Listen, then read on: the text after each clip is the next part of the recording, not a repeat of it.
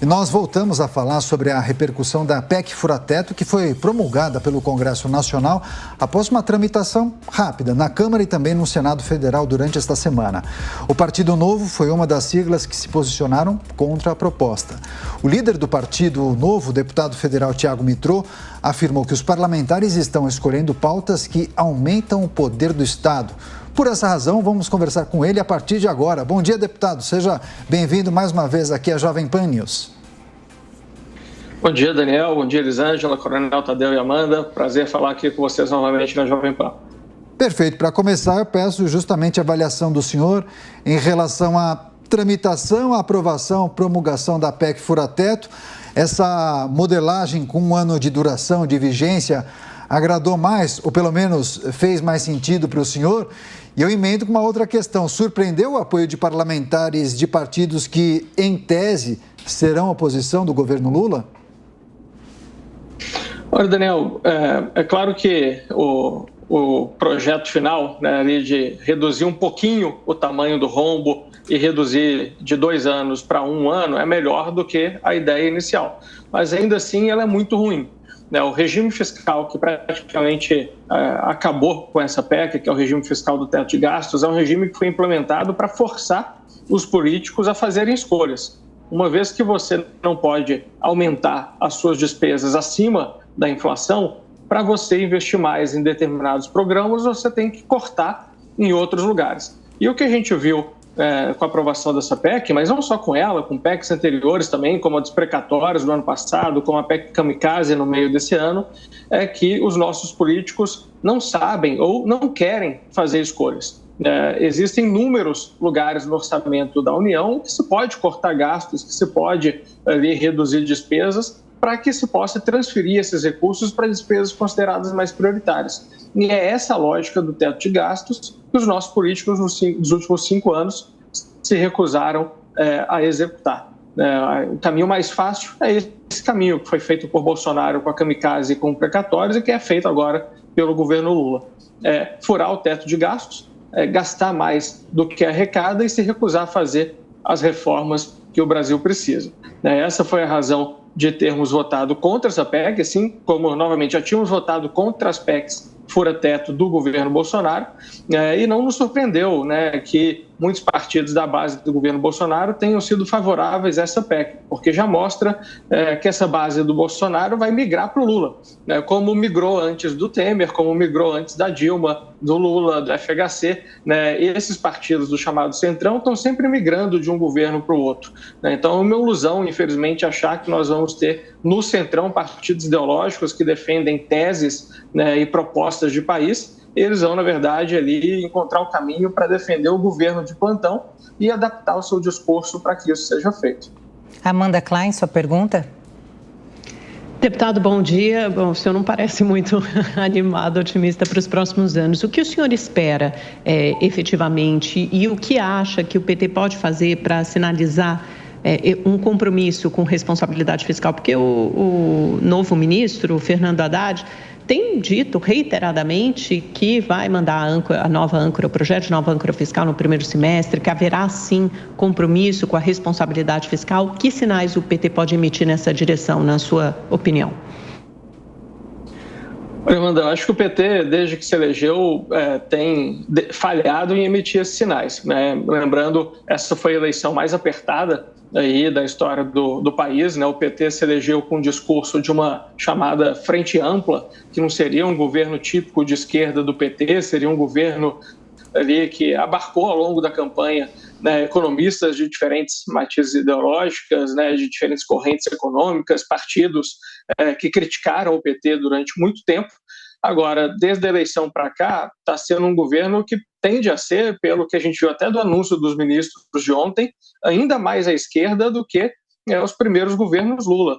A escolha de Haddad para a economia, um petista raiz, é uma escolha ruim, a meu ver, para quem deveria mandar uma mensagem para o mercado e para a população de que não vai ser ali um governo de economia tradicional da esquerda. A escolha da equipe de Haddad até agora, a escolha de Mercadante para o BNDES e a equipe anunciada, deixa a gente muito mais apreensivo, na verdade, tanto que nós já vimos alguns economistas que apoiaram a candidatura do PT e irem a público dizer que, olha, isso daqui a gente não apoia, né? A gente teve artigos, né, escritos por Armínio Fraga, né, e por aí vai, dizendo que era importante derrotar Bolsonaro, mas não esperávamos que o PT fosse fazer isso. Mas, na verdade, o PT está fazendo aquilo que sempre fez. Ele quer ter hegemonia do poder, né? Não é um projeto de país, e se aproveitou de todos os erros e falhas do péssimo governo Bolsonaro para voltar ao poder com o apoio de muitos que agora se arrependem. O que o PT deveria fazer? Colocar nomes, né, mais com esse viés de responsabilidade fiscal. Não adianta o Haddad dizer que vai apresentar uma nova âncora fiscal, né, quando todos os seus economistas anunciados até agora são desenvolvimentistas, que acreditam, né, que o Estado pode imprimir dinheiro indefinidamente e que isso não vai trazer consequências para a economia. Eu acho que deveria fazer, né, é mais aquilo até que o próprio Lula fez em 2002, 2003, com a Carta ao Povo Brasileiro, colocando economistas liberais no Ministério da Economia, como Marcos Lisboa e outros, que até agora não veio. Talvez ainda tenhamos tempo, mas os sinais até agora, infelizmente, são negativos. Agora a pergunta do deputado Coronel Tadeu, sua vez. Bom dia, Tiago. Satisfação tê-lo aqui no programa. Ontem, eu vendo uma entrevista sua, você fez uma afirmação interessante. Os principais responsáveis pela desigualdade no país são os próprios políticos, principalmente os que estão em mandato. Então, eu queria ouvir de você que fundamento você usa para falar que os políticos é que causam essa desigualdade. E uma segunda pergunta, muito simples, já podemos pensar em 2026 ou 27, 28, 29, 30, porque o estrago vai ser grande nesses próximos 4 anos? Tadeu, prazer falar aqui contigo novamente. Ontem essa entrevista que eu dei foi no contexto daquelas aprovações de absurdos aumentos que tivemos para as carreiras de elite, né, do funcionalismo público e também para os próprios políticos, deputados, senadores, e ministros do STF e ministros da Esplanada também. Hoje, deputados têm salário ali de quase R$34 mil, daqui a 4 anos vai ser de mais de R$46 mil. O ministro do STF tem um salário de R$39 mil, vai para mais de R$46 mil também. Isso já está gerando um efeito cascata, como era de se imaginar. Ontem, a Assembleia Legislativa de Minas também já aumentou os salários dos próprios deputados. Isso está acontecendo no Brasil inteiro, né? E certamente, isso mostra essa afirmação que eu dei ontem. O Estado é um causador da desigualdade social. Quem ganha hoje R$30 mil já está entre 1% da população de maior renda, né? Já é ali um valor, né, que a imensa maioria dos brasileiros jamais sonha em ter. E esses que já ganham muito deram aumentos para si próprios na mesma semana e na mesma sessão, na verdade, em que se aprovou uma PEC que dizia ser necessário furar o teto porque não tinha dinheiro para manter o valor do Bolsa Família. Então, primeiro, achei uma hipocrisia absurda, né? Poxa, se não tem dinheiro, vai dar aumento de 40% para o deputado, que foram os causadores, junto com o governo federal, de boa parte dessa inflação que a gente viu ao longo desses últimos tempos, né? Então, o Estado é aquele negócio, ele tira de você com uma mão e da outra fornece um pouquinho daquilo que ele te tirou, né? E o resto disso que ele tirou de você vai para quem não precisa, né? A gente vai ter agora ministros, né, do STF, do Executivo, deputados e senadores ganhando 15 vezes mais do que o salário mínimo.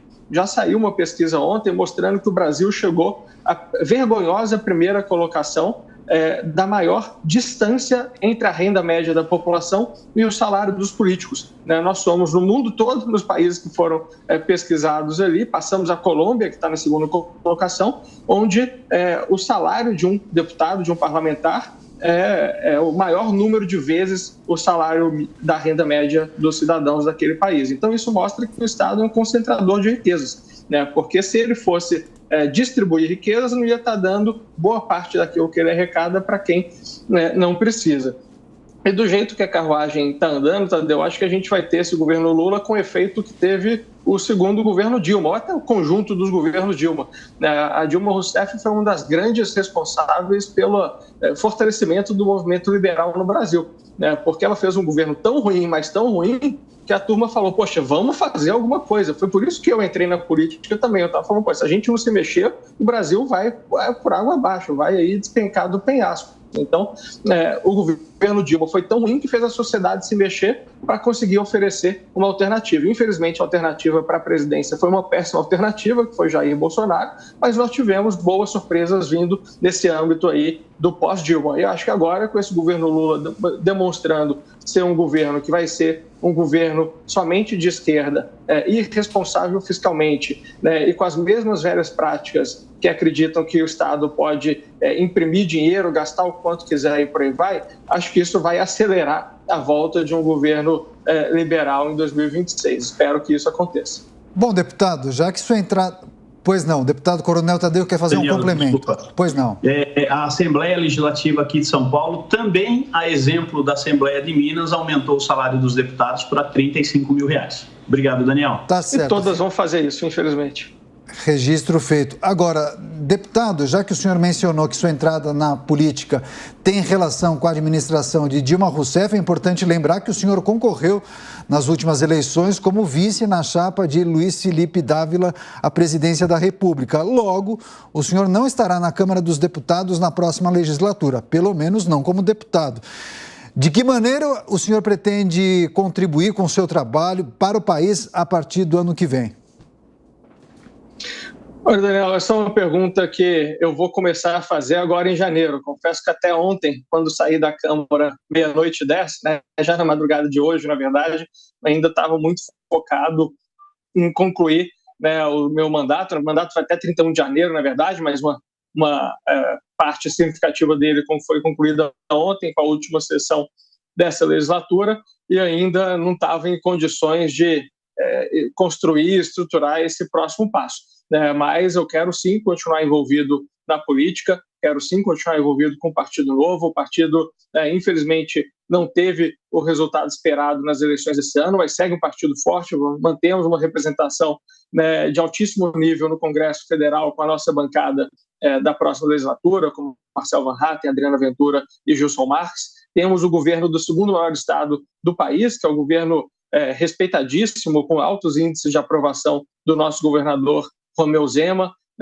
Temos prefeituras importantes, como a de Joinville, também com aprovação recorde do prefeito Adriano Silva, de Patos de Minas, em Minas Gerais. E agora a gente está num processo de retomada do crescimento do Partido Novo, né, que eu continuo acreditando que é o melhor veículo para liberais, né, políticos da direita liberal, se envolverem para conseguir reconstruir esse caminho do Brasil aí a um país mais próspero, que eu acho que infelizmente não vai ser o caminho do governo do PT. Então quero continuar envolvido, né, nessa reconstrução de um governo liberal para 2026. Temos excelentes nomes como o governador Romeu Zema, o próprio Felipe Dávila, que foi nosso candidato esse ano. Eu estarei aí atuando para contribuir com essa retomada do partido, para oferecer uma opção liberal de verdade para a população brasileira e para a população de vários estados e municípios ao longo do caminho nas próximas eleições também. O papel exato ainda vou definir. É isso. Deputado federal Tiago Mitrô, agradecemos mais uma vez pela participação. Boa sexta-feira para o senhor e volte mais vezes aqui à Jovem Pan News. É um prazer. Obrigado, Daniel, e a todos. Um bom final de semana a vocês e a todos os ouvintes aqui da Jovem Pan.